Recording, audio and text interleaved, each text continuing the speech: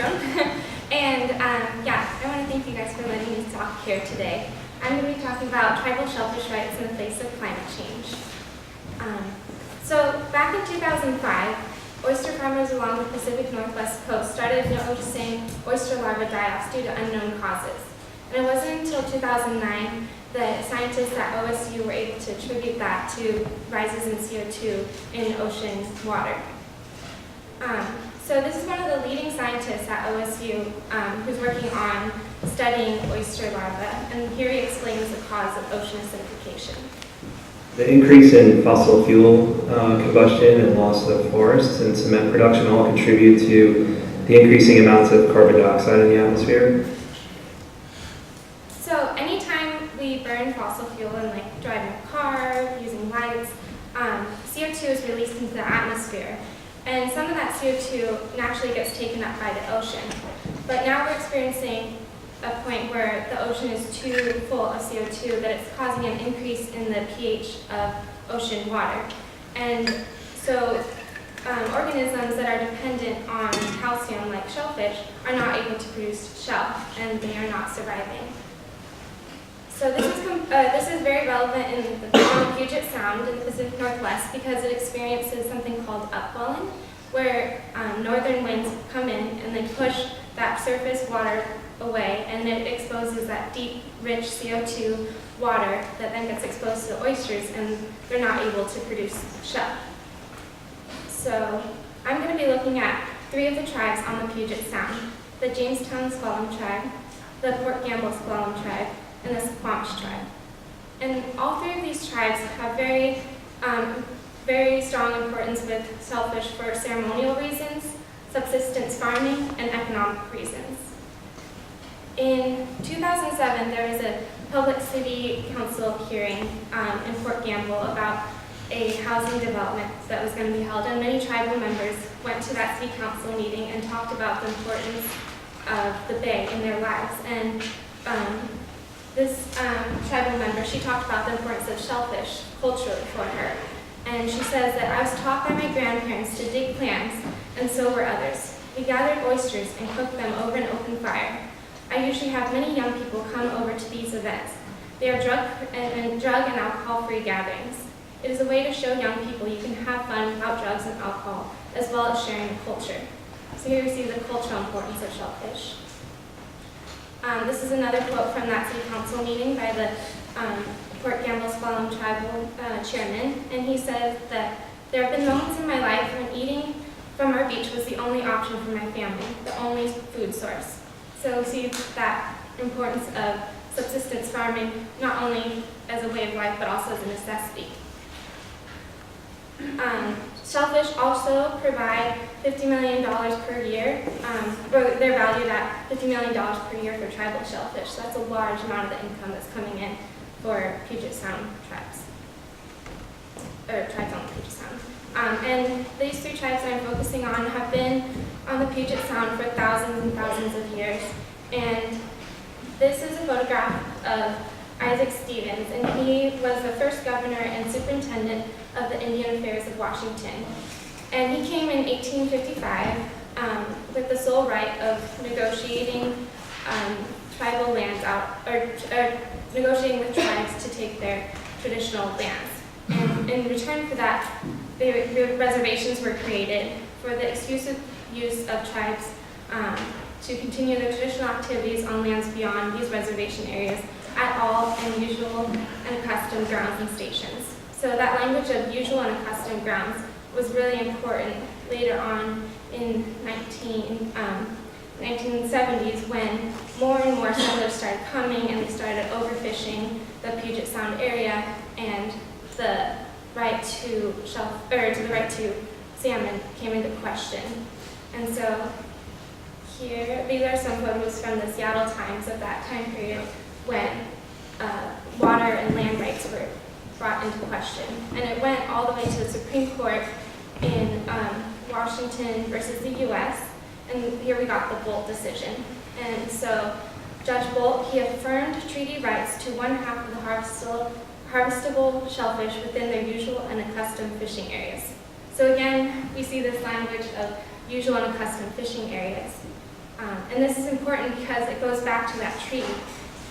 Because these were two sovereign nations that made an agreement, despite how long ago it was, those treaty rights need to be upheld. This is a photograph of Thomas King. He's a Canadian-American Cherokee novelist, and here in this quote, he kind of explains the argument of why treaty rights still need to be upheld. Treaties are legal binding documents that cannot be dispensed with just because one party suddenly finds them inconvenient. Bureaucrats and politicians and an uninformed public roll their collective eyes and mumble platitudes about the need to move ahead, or the danger of living in the past, or the fact that times change. So my question is, how do we uphold these treaty rights in the face of climate change? As we've discussed, climate change impacts do not know boundary lines. They aren't only affecting some people, they're affecting everyone. And so I think that we need to enter into these responsible and reciprocal partnerships that uphold tribal sovereignty. Because the bottom line is, the U.S. federal government has a trust responsibility to do so. And that's defined as the United States has the responsibility to protect tribal treaty rights, lands, assets, and resources. And so that needs to be maintained despite the fact that climate change impacts are maybe putting into making it harder for those treaties to be upheld. Many tribes, though, are seeing that importance of needing to make partnerships. And so in 2012, there was a survey done of the Suquamish tribe, and it found that 80% of the respondents wanted to enter into tribal and federal government partnerships to address ocean acidification. Here's another quote from an elder in a tribe in Alaska, and he said, "We all share the same responsibility to do better for future generations. We need to look ahead together." So again, it comes back to that idea that it's a shared responsibility, and we owe it to future generations to do so. So the Port Gamble Squamish tribe, they started this project to clean up the Bay Area to try to improve the water quality for shellfish. And the state of Washington actually approached them and asked to partner with them in an effort to all come together and work on restoring this area. And these partners included tribal members along with private organizations and the state as well. And so this is a good example of how those partnerships can work. The Jamestown Squamish tribe was able to buy a shellfish hatchery from the state of Washington, and so now they're not dependent on non-tribal or non-native entities to get their shellfish. They can provide it for themselves and cultivate the oyster seed to a point where it can survive in more acidic water. So here's a quote from one of the members.